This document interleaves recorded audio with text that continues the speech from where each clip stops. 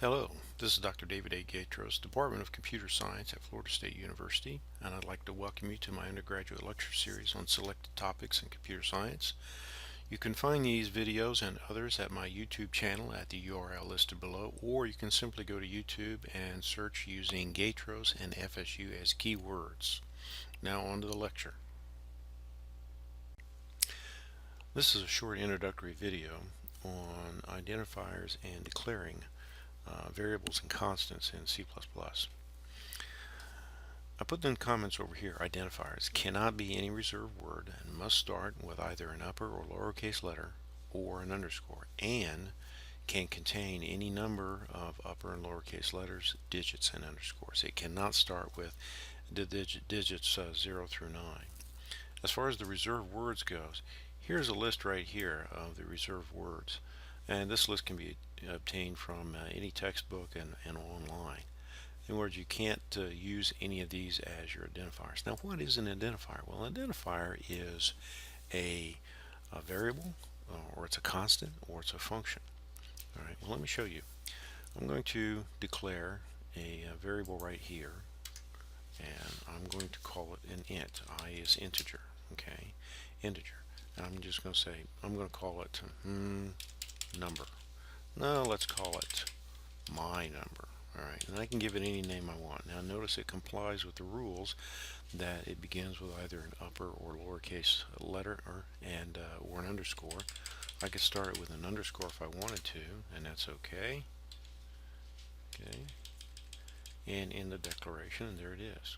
Okay, I can also initialize it. I can give it an initial value, and that initial value is assigned at compile time and is only done once at the beginning of the program and never again. Alright, so let me show you an error. Let me start it with a number here. I'll say I'll start it with 3, and you'll notice I get an error right there. It says, well, that's not a valid identifier. So we'll go with my number. Okay, so that's an integer, and I can use that integer anywhere. And since it's a variable, excuse me, I can actually put it on the left side of a print equal sign. So I can say my number is equal to my number times 24 plus 7 divided by 3, and that's okay. It can contain an expression, and I can use the variable inside the expression itself. Alright. Now let me do something else.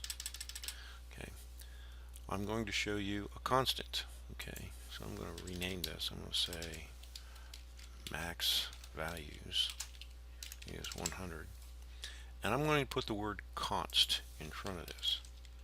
Now, by putting the word const in front of it, what I've told C++ is you are forbidden from changing that value. I can use it anywhere in the program where an integer can be used or an integer literal can be used, but I can't change it.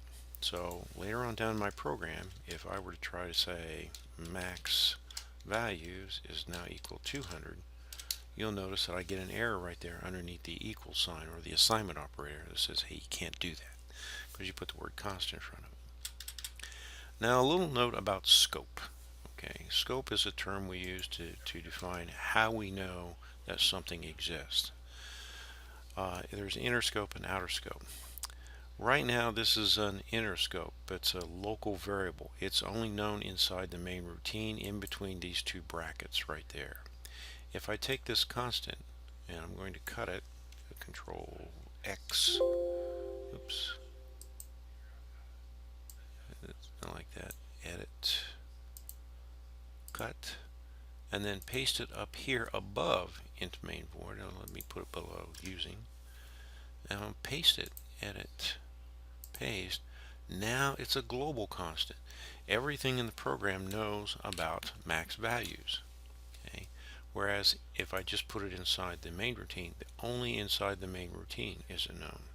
So that is the difference between a local variable or local constant and a global variable or a global constant.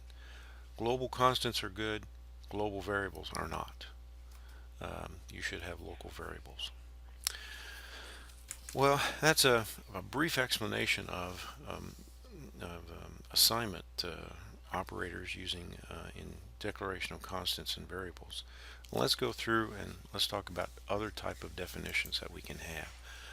You've seen integer, and I can have something declarative int sum, assign it to 0. I can also have I can say short int, okay, sum2 equals 0. It's a smaller version of that number. Put a semicolon right there. Not used very long. There's also a long int, which is also 4 bytes, but it's unsigned. We won't use that one too much. There is a float, which is a floating point number, and you can assign 3.45678. We can assign that to it. There's also double, which is also twice the size of float. And that's just an identifier I'm going to give it. And we can give it its same number too. It just stores 64 bits instead of 32. And you can put constant in front of these. The last one I'm going to show you in this one is character, and it is give it a name, and it's a single character, and I'll initialize it to Y. So that's an example of declarations and using simple types: integer, float, double, and character. And hope this helps you out.